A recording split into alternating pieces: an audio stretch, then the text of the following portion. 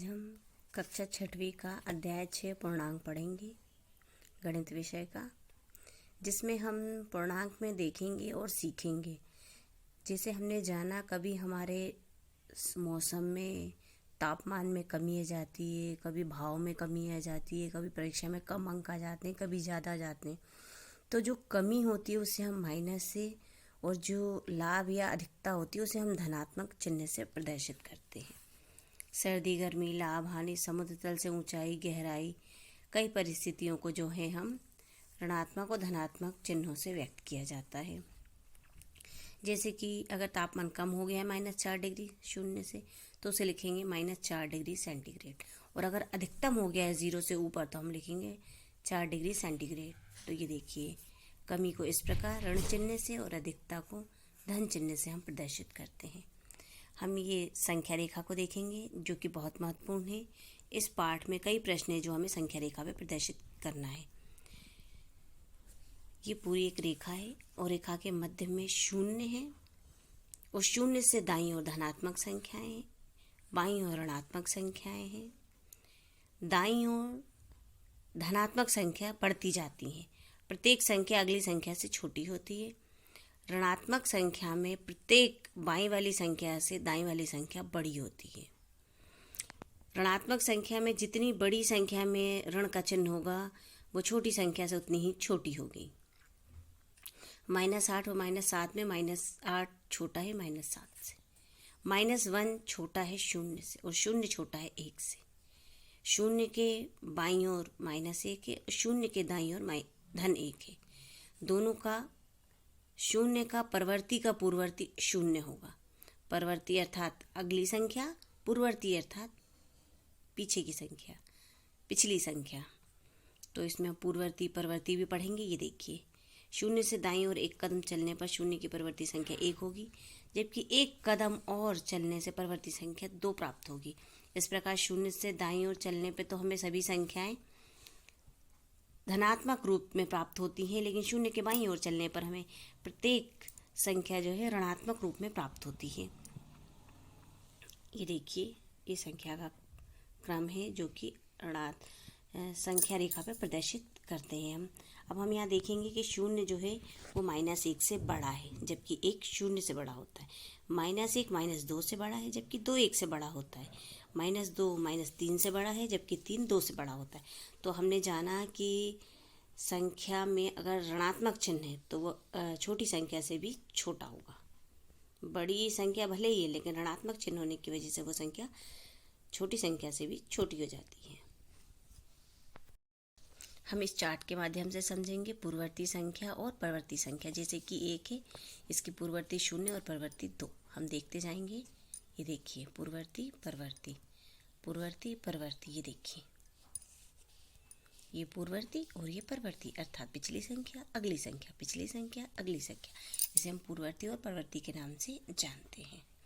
आगे हम ये संख्या रेखा में देख रहे हैं। हमें प्रश्न है कि संख्या रेखा पर 3 और 5 को जोड़ना है।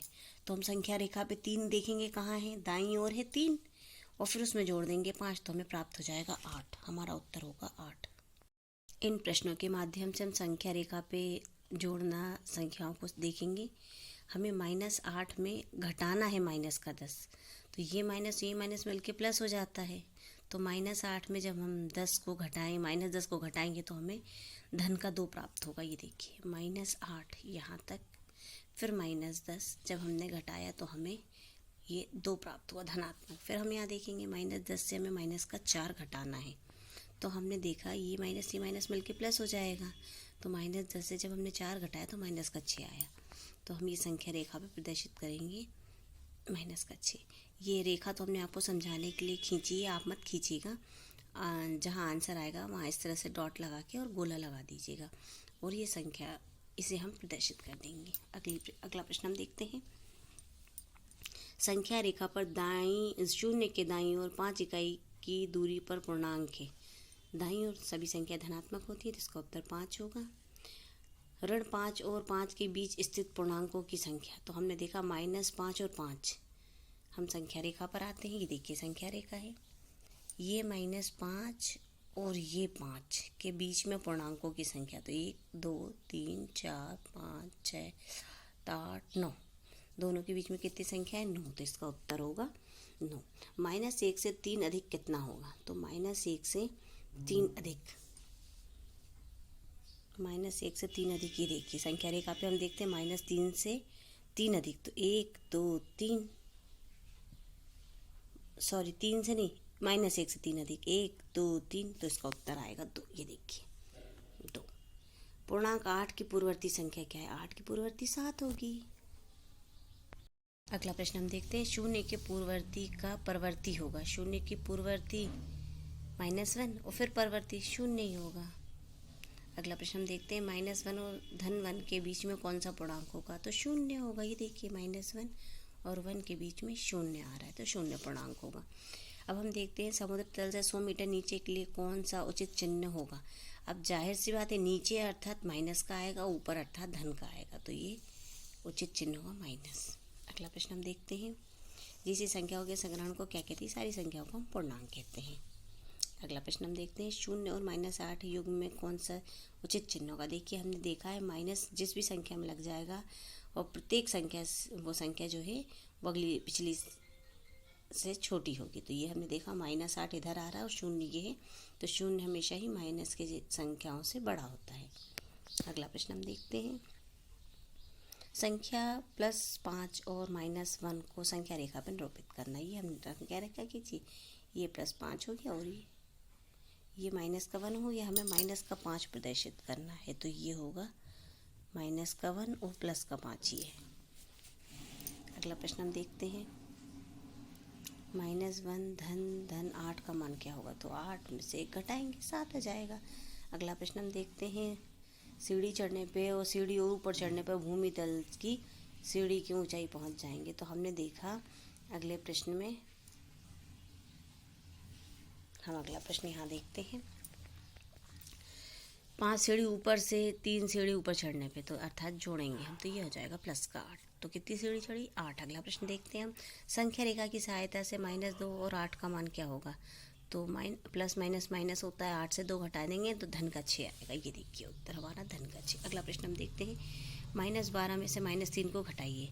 तो जब हम घटाएंगे तो ये माइनस बल्कि प्लस हो जाएगा, तो प्लस माइनस माइनस होता है, तो 12 से हम 3 घटा देंगे, लेकिन ऋण का आएगा -9, ये आएगा हमारा -9। -10 का योज्य प्रतिलोम जो है वो +10 होता है। योज्य प्रतिलोम में चिन्ह बदल जाते हैं। अगला प्रश्न हम देखते हैं, इसे हमें हल करना है। ये प्लस का है, ये दोनों माइनस माइनस बल्कि प्लस हो जाएंगे। ये देखिए, ये माइनस माइनस बल्कि ये भी प्लस हो जाएगा, इन सबको जोड़ देंगे 96 आएगा। अगला प्रश्न हम देखते हैं, निम्नलिखित के विपरीत लिखिए। देखिए लंबाई में वृद्धि है तो लंबाई में कमी लिखेंगे, दक्षिण दिशा है तो हम उत्तर दिशा लिखेंगे, 256 रुपये की हानि है तो हम लाभ लिखेंगे, धनात्मक पूर्णांक है तो हम ऋणात्मक पूर्णांक लिखेंगे। इस प्रकार हमारे सारे प्रश्न पूर्ण हो गए।